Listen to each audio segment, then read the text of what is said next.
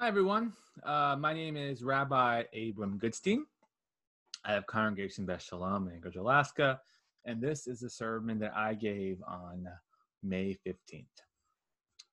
Here we go. All right.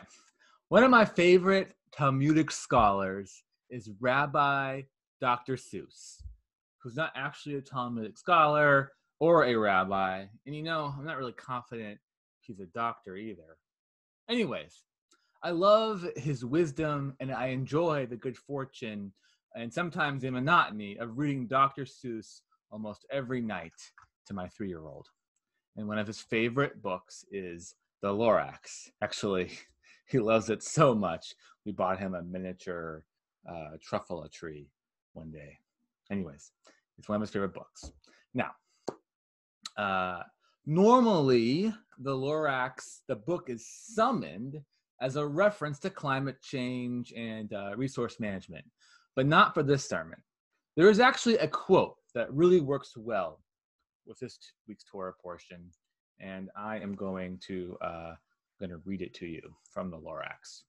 And it goes like this. I meant no harm. I most truly did not, but I had to grow bigger. So bigger I got.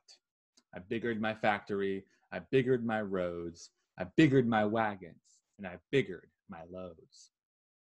I went right on biggering, selling more needs, and I biggered my money, which everyone needs. And this is the page that I just read. Anyways, yes, we could read this line in a mocking way if we wanted to, but I honestly believe this represents our current American values. And I believe that that's not bad. We should think about progress and growing. We should think about how we can increase our finances and be successful. Though we shouldn't cut down a forest full of truffula trees in order to do that. Okay, so how does all this relate to our Torah portion this week? Well, give me a moment to get there. Sometimes our Torah chooses what's expedient over what's humane in its law code. For more on this, you can refer back to last week's sermon on blood feuds, which I've posted onto our Facebook videos page. However, sometimes our Torah shows a deep understanding of the needs of a growing society like that of the Israelites. And it surprises me with a wise and nuanced law code. And this week's Torah portion could not be more opposite than last week, choosing to be humane rather than expedient. And so there is this incredible line from this week portion that occurs 4 times, and it goes like this. If your brother or sister should be reduced to poverty.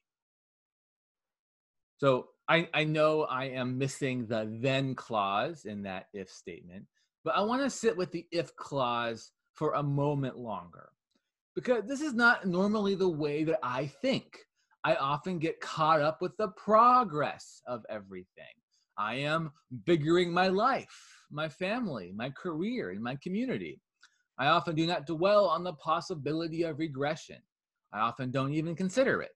And here we have a moment where our Torah is asking us, telling us we cannot progress forward without considering the members of our society who fall back. And if your brother or sister should be reduced to poverty. Okay, now the then clause of this statement.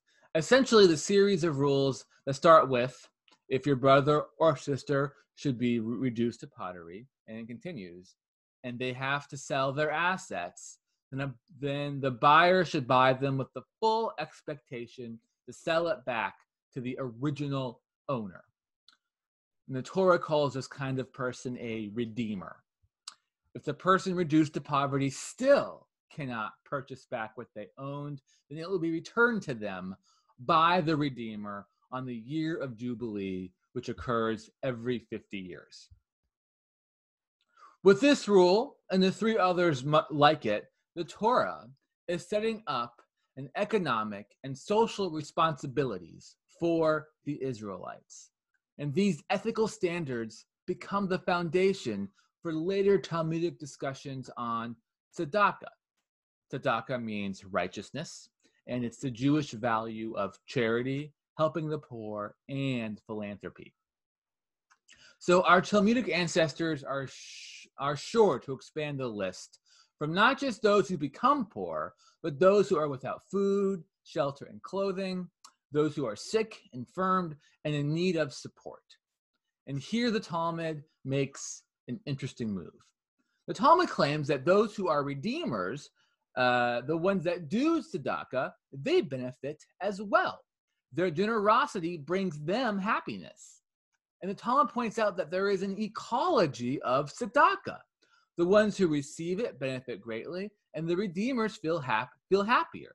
And as Rabbi Isi puts it, they feel fulfilled. In our tradition, it is deeply important that we support every member of our community. Our Jewish ancestors spent a lot of time deciding on the best kind of tzedakah a person can offer. And the most popular one is written by Maimonides, who has 8 levels of tzedakah. Now, I'm not going to get into all 8 on this sermon, but the highest level of tzedakah on his list is helping a person to be self-sufficient. And I find this important, not just for individuals, but in an institutional way as well. For example, back to the Lorax. The Onceler, who's the guy who kept biggering his business, did it in an unsustainable way. He cut down truffula trees without planting new ones. And so I believe the Torah is taking an ethical, economic stance of saying that our society is not sustainable if we are not responsible for all of its members. In the Lorax himself lifts him up off a pile of rocks that have a word unless engraven into it. And let me just show you that scene real quick. You can see here it says unless on these pile of rocks. Yeah. And to which the Onceler famously interprets as, unless someone likes you cares a whole awful lot, nothing is going to get better. It's not. Which in my mind is the Dr. Seuss version of if you are a brother or a sister who falls into poverty. So there are a lot of modern takeaways here. I personally believe that our government's PPP loans is a great example of what this line means. I know it's had its share of bad press, and I know that not everyone has been able to access it, but much like a redeemer, if the loans are used for payroll, then it becomes a grant. The government is trying not to make too much money off this loan and use it for our sisters and brothers who fall into poverty.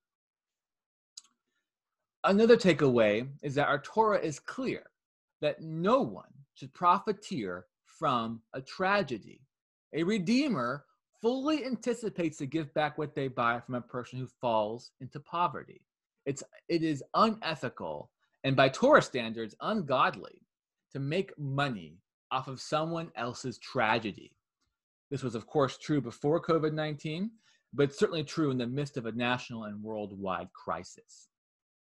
And the final takeaway is we are all capable of being redeemers. We are all capable of giving tzedakah, and I think almost most importantly, we are all capable of asking for help.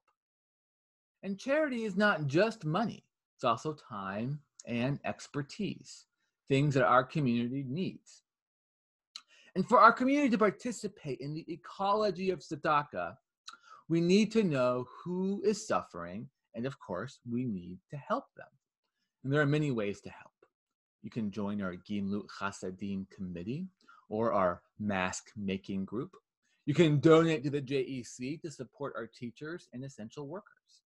Or if you have your own idea, you can connect with me or any other board members at CBS. Anyways, Shabbat Shalom, and thank you.